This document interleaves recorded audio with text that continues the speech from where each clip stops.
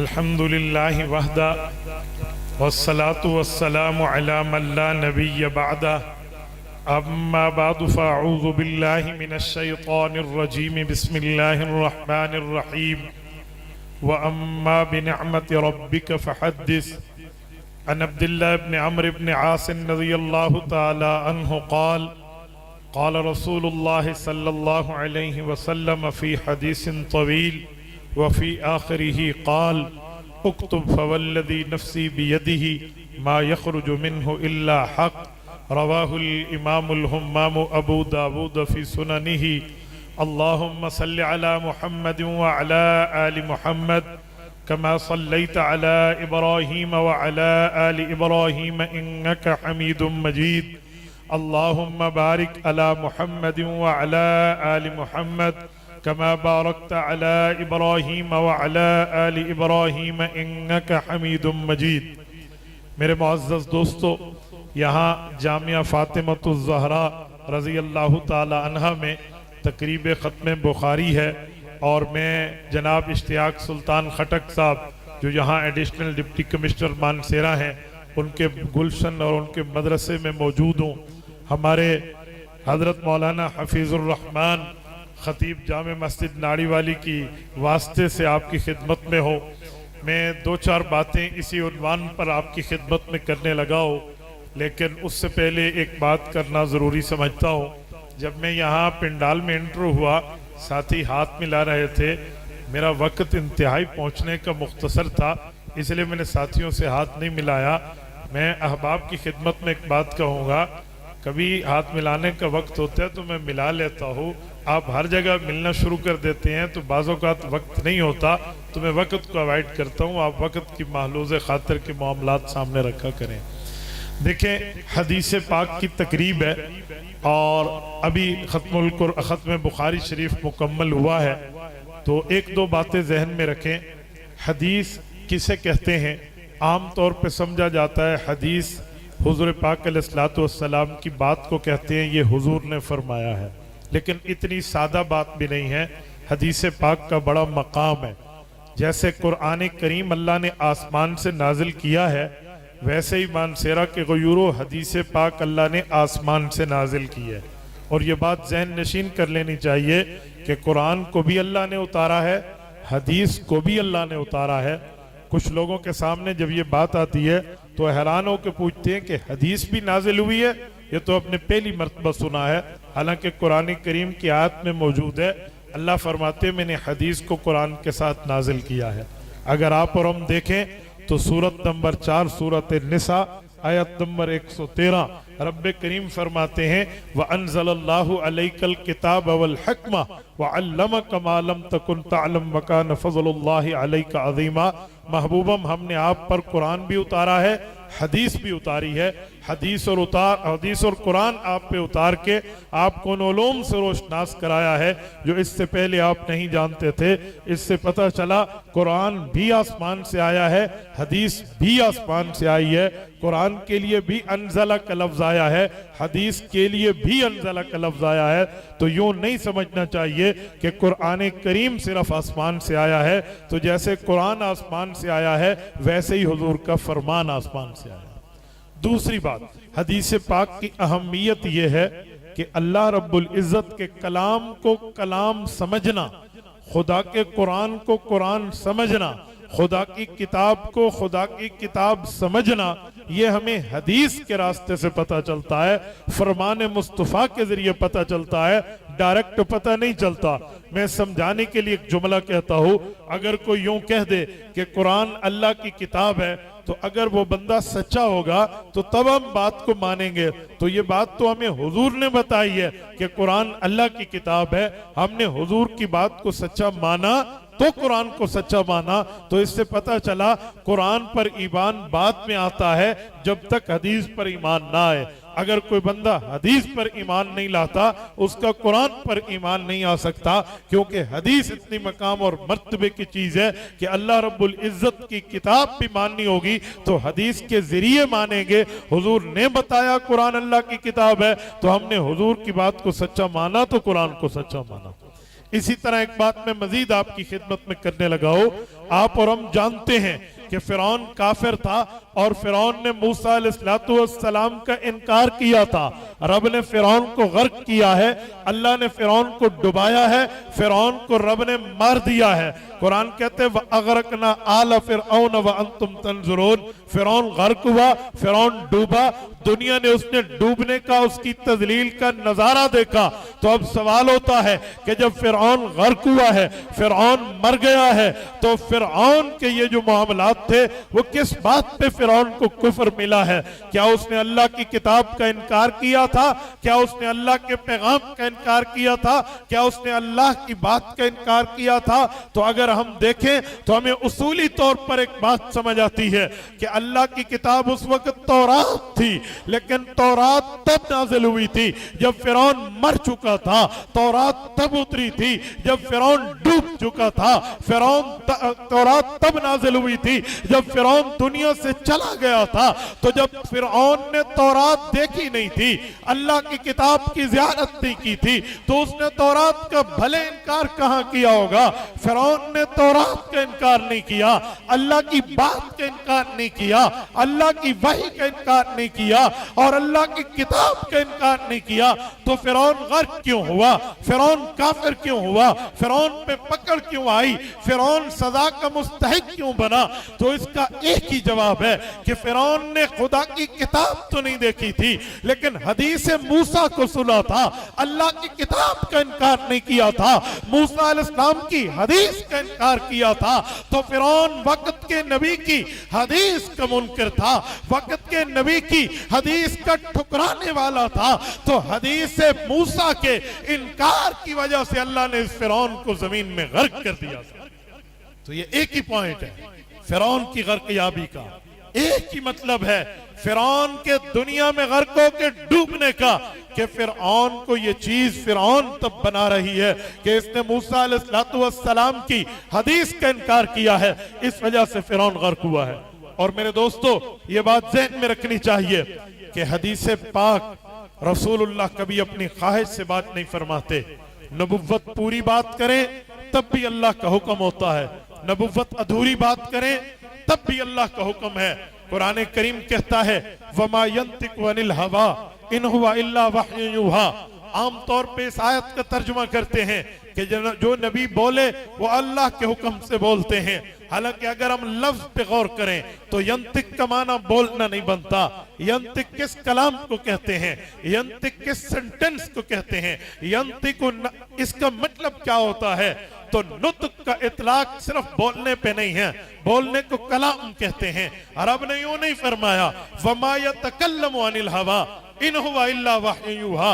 नबुव्वत कलाम करती है अपनी मर्जी से नहीं, अल्लाह की वही से कलाम करती है, यूं नहीं है। फरमाया वमा यंतिकु अनिल हवा, जो कलाम और नुत्क में फर्क है वही माना में फर्क को मालूम से खातिर रखा जाएगा, वही तर्जुमे में फर्क को मालूम से खातिर रखा जाएगा। ट्रांसलेट करते वक्त उसी जाविये को देखा जाएगा जो अल्फाज का जाविया है।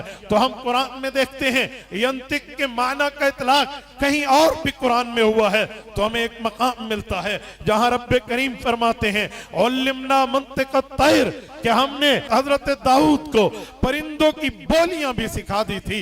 हजरत दाऊद वक्त के नबी हैं जो परिंदे से बात करते थे, पंछी से बात करते थे, पक्षी से बात करते थे, और आसमान पे उड़ते हुआ परिंदा उनसे हम कलाम होता था, ये उनसे गुफ्तगू करते थे। तो अल्लाह ने परिंदे की बात को यंतिक और नुत्क और मंतिक के लफ्ज से ताबीर किया है। उसकी बात आम बंदे को समझ नहीं आती कि परिंदा क्या बोल रहा है, परिंदा क्या कह रहा है। तो पता चला पूरी बात को कलाम कहते हैं, पूरी बात न हो अधूरा जुमला हो उसे नुत्क कहते हैं। तो कुरान करीम ने नबुव्वत के फरमान की सदाकत पे, नबुव्वत की जबान की सिकाहत पे, नबुव्वत के अल्फाज की सच्चाई पर मोहर तस्दीक शब्द की है और फरमाया वमा यतकल्लम, तो दूर रहा, वमा यंतिकु अनिल हवा इन हुवा इल्ला वह्युन युहा। नबी पूरी बात करे वो भी अल्लाह की तरफ से है, अधूरी बात करे वो भी अल्लाह की। नबी की हदीस की इतनी वैल्यू है, नबी की हदीस का इतना मर्तबा है, नबी की हदीस की इतनी अहमियत है। और नबी की हदीस का इतना रुतबा है कि रब्बे करीम ने उसकी पूरी बात पर भी अपने पहरे की बात की है, अधूरी बात पर भी अपने पहरे की बात की है। और मेरे दोस्तों, हदीस पाक को बयान करना अल्लाह की नेमत को बयान करना है, हदीस पाक को सुनाना रब की नेमत का इजहार करना है, हदीस पाक को समझाना अल्लाह की नेमतों को बयान करना है। और यह हुक्म रब ने कुरान में पैगंबर को दिया है। अल्लामा शब्बीर अहमद उस्मानी रहमहुल्लाह फज़लुल बारी के मुकदमे में एक जुमला तहरीर फरमाते हैं। वो फरमाते हैं, रब ने फरमाया व अम्मा बिनिअमत रब्बिका फहद्दिस, महबूबम अल्लाह ने जो आप पर नेमत उतारी है इसको हदीस की शक्ल में बयान फरमाइए। वो कहते हैं फहद्दिस से हदीस मुश्तक है, फहद्दिस से हदीस निकली है, फहद्दिस से हदीस को बयान किया गया है कि यह हुक्म कुरान ने दिया है, इसमें नेमतों का इजहार है, नेमतों का बयान है, नेमतों की तशरीह है, नेमतों की तबयीन है, नेमतों की वजाहत है, नेमतों की एक्सप्लेनेशन है। और यह हुक्म रब ने दिया है। तो पता चला जो हदीस बोलेगा, जो हदीस पढ़ेगा, जो हदीस समझाएगा, जो मरकज हदीस कायम करेगा, जो अपनी जिंदगी की सलाहियतों को, अपनी जवानी की ताकतों को और अपनी हिम्मत के तमाम सकतों समेत जो पैगंबर की हदीस की खिदमत करेगा, ये अल्लाह की नेमत की खिदमत भी कर रहा है, रब के हुक्म को भी पूरा कर। और मेरे साथियों, हदीस पाक की अजमत के हवाले से मैं एक जुमला मजीद अर्ज करूं, याद रखें, अगर हदीस नहीं है कोई नहीं बता सकता सुबह की नमाज की रकतें कितनी हैं, फजर के फर्ज कितने हैं, फजर की सुन्नतें कितनी हैं। अगर हदीस पाक ना हो कोई नहीं बता सकता जोहर के वक्त की रकातें कितनी हैं, सुन्नतें कितना है, फराइज कितने हैं, फराइज के साथ नवाफिल कितनी हैं।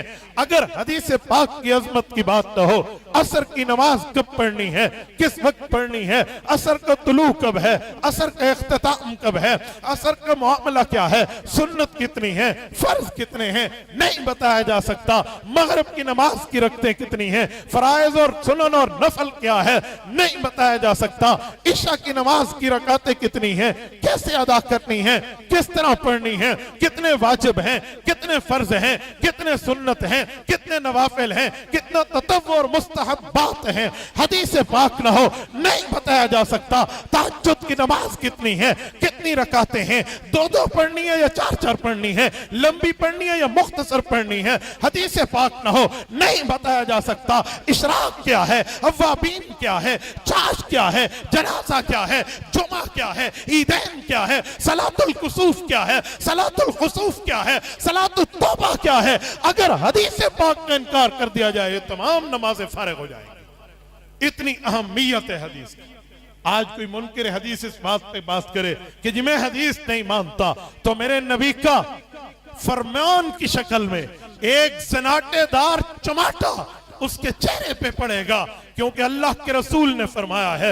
इमाम इब्न माजा अल क़ज़वीनी रहमहुल्लाह हदीस पाक लाए हैं, रावी ये रिवायत हजरत अबू हुरैरा रज़ी अल्लाह अन्हु हैं, इरशाद फरमाते हैं मेरे पाक नबी ने एक फितने से मुतनब्बे करते इरशाद फरमाया, ला उल्फियन्न अहदकुम मुत्तकियन अला अरीकतिही यअतीहिल अम्रु मिम्मा उमिरतु बिही औ नुहीतु अन्हु फयक़ूलु ला अदरी मा वजदना फी किताबिल्लाहि इत्तबअना। मान सेरा के गयूरो, कान की खिड़की खोल के दिल तक इस हदीस पाक के जुमले को रास्ता देना। अल्लाह के रसूल ने फरमाया लोगों एक वक्त होगा, एक जमाना आएगा, एक जमाना ऐसा होगा जब लोग कुरान के नाम पे हुजूर के फरमान का इनकार करेंगे, जब दीन के नाम पे हदीस का इनकार किया जाएगा, जब शरीयत के बलबूते को पेश करके फरमान नबी से मुंह फेरा जाएगा। फरमाया लोगों यूं ना हो जाना, ला उल्फियन्ना अहदकुम, मैं तुम्हें ऐसे न देखो मुत्तकियन अला अरीकतिही, तुम अपने तकिए पर टेक लगा के बैठे हो और तुम्हारे सामने यअतीहिल अम्रु मिम्मा उमिरतु बिही, मेरा हुक्म आए औ नुहीतु अन्हु, या मोहम्मद करीम अलैहि तहियतु तस्लीम का मना की हदीस आए और वो शख्स अकड़ते हुए तकब्बुर करते हुए और अपनी जमीन को बिल्कुल माथे पे तेवड़ी चढ़ाते हुए कहे ला अदरी, मैं तो हदीस नहीं मानता, मुझे हदीस के एक्सेप्टेशन में एतराज है। मा वजदना फी किताबिल्लाह तबाना, मैं कुरान मानूंगा, मैं रब की किताब मानूंगा, मुझे हदीस नहीं माननी। हुजूर पाक ने पहले बताया लोगों इस फितने से बच जाना। पता चला इनकार हदीस का फितना ऐसा है जिस फितने को लानती फितना। मेरे पाक नबी ने फरमाया इनकार हदीस का फितना ऐसा है जिस फितने से मुतनब्बे। मेरे पाक नबी ने फरमाया इनकार हदीस की बाबत इतनी गलत तरतीबें हैं जिससे हुजूर पहले मना कर गए। तो इनकार हदीस कोई आम बात नहीं है। इनकार हदीस पर यूं नहीं कहा जा सकता कि यह हदीस की बात है, कुरान की नहीं है। मेरे दोस्तों, कुरान का रास्ता हदीस वाले ने दिखाया। कुरान की तरफदारी में हमें कुरान की तरफ रेफर पैगंबर के फरमान ने किया, कुरान की तरफ मुतवज्जे नबी के फरमान ने किया, कुरान करीम की तरफ आपकी और मेरी तवज्जो हुजूर के फरमान ने दिलाई है। हुजूर का फरमान न हो अल्लाह का कुरान समझ नहीं आ सकता। और ये अल्लाह ने हमसे कुरान करीम में वादा फरमाया है, रब्बे करीम ने हमसे कुरान करीम में हमें बताया है कि लोगों नबी तुम्हारे सामने हदीस पेश करेगा, नबी तुम्हें हदीस पाक में जो वजाहत देगा, नबी तुम्हें हदीस पाक के अंदर जो मसला समझाएगा वो क्या होगा। तो रब ने ऐलान करते हुए फरमाया वअंज़लना इलैका ज़िक्रा लितुबय्यिना लिन्नासि मा नुज़्ज़िला इलैहिम। महबूब मुस्तफ़ा कुरान आप पे आया है, इसकी वजाहत आपने करनी है, इसकी तफसीर आपने करनी है, इसकी तशरीह आपने करनी है, इसको एक्सप्लेन आपने करना है, इसको समझाना आपने है, तफहीम आपने देनी है। पता चला बात खुदा की होगी, दरबार मुस्तफा पे आना पड़ेगा, हुक्म खुदा का होगा, अमर मुस्तफा के पास आना पड़ेगा, बात अल्लाह की होगी, समझाएंगे रसूलुल्लाह। ऐसे नहीं है कि हम जो है ना ऐसे कुरान की बात कर लें, हदीस का इनकार कर लें। हदीस से पाक समझ आएगी तो कुरान समझ आएगा, हदीस पर अमल होगा, कुरान पे अमल होगा, हदीस को माना जाएगा, अल्लाह को माना जाएगा। ये हमारी बात नहीं है, रब का कुरान कहता है फमन युतिर रसूला फकद अता अल्लाह। जो नबी की बात मानता है वही तो अल्लाह की बात मानता है, जो नबी की बात को तस्लीम करता है यही तो अल्लाह की बात को तस्लीम करता है, जो नबुव्वत की इताअत करता है ये अल्लाह की इताअत करता है। और मेरे साथियों, सिर्फ इस पर बस नहीं है, नबी का हुक्म मुस्तकिल हुक्म है, नबी की मना मुस्तकिल मना है। नबुव्वत फरमा दें, लेना कुरान का हुक्म, नबुव्वत रोक दें, रुकना कुरान का हुक्म। नबुव्वत बताते उससे मुत्तले होना कुरान का हुक्म। नबी बाउंड्री ऑफ लाइन खींच ले, उस पे ठहर जाना कुरान का हुक्म। खुद अल्लाह का कुरान कहता है वमा आताकुमुर रसूलु फखुजुहु वमा नहाकुम अन्हु फंतहु। ए लोगो, नबी हुक्म देगा तुम्हें लेना होगा, नबी रोकेगा तुम्हें रुक जाना होगा।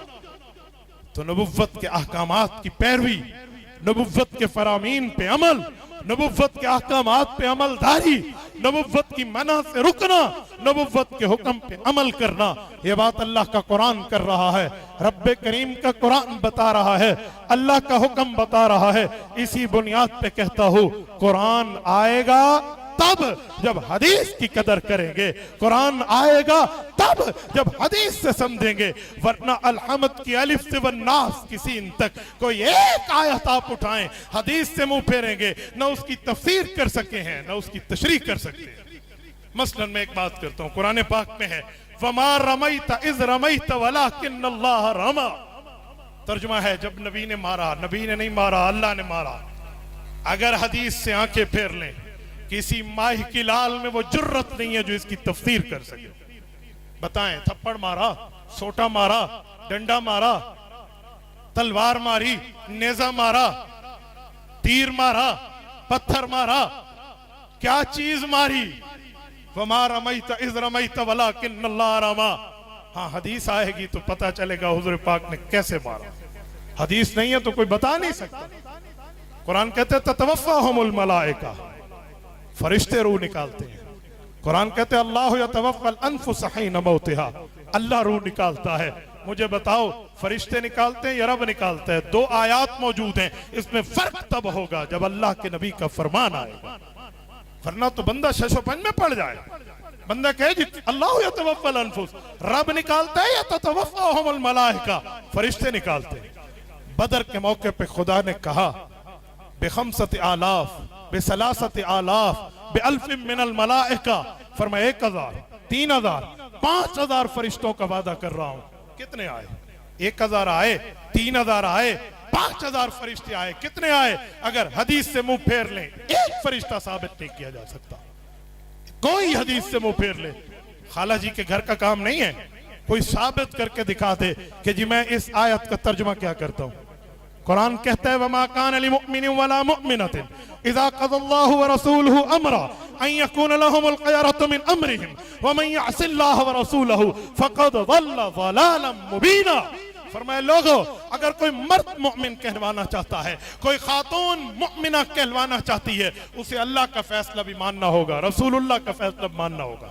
और मैं पूछ सकता हूं, रब का decision of the holy God, Allah का फैसला तो कुरान है, मोहम्मद करीम का फैसला कहां है?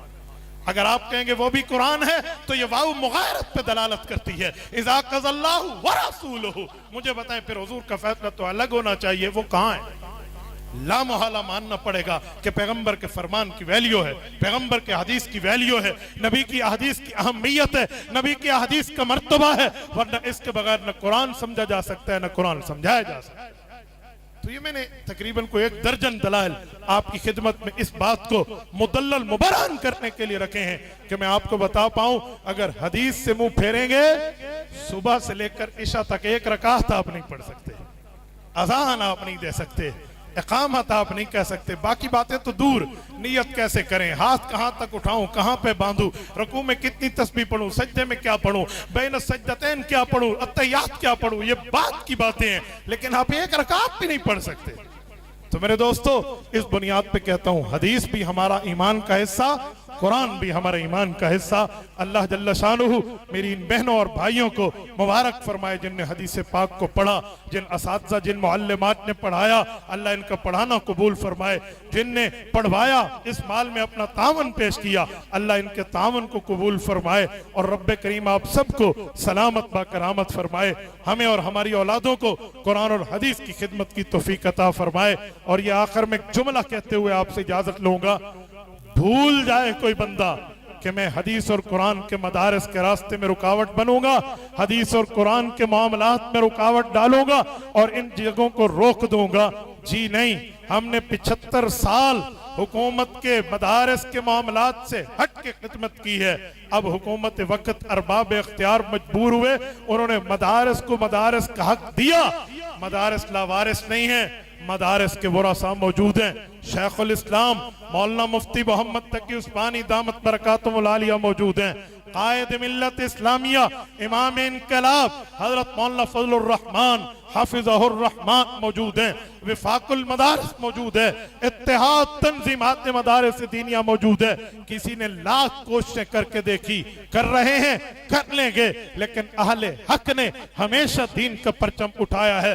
चाहे हमारे मुकाबले में हमारी शक्ल में कोई सरकारी मुल्ला टाउट बन के आए या कोई दरबारी टाउट बन के आए, बाहर से साजिश हो या अंदर से साजिश हो, उलमा हर साजिश पे नजर रखे हुए हैं, हर आहट पे तैयार हैं। बस एक ही बात है आवाम से कि आवाम दुआ करे, तलबा अपने मदारस में टिका के पढ़ें, न वो अपनी तालीम को मुतासर होने दें, न असातिज़ा अपने पढ़ाने को मुतासर होने दें।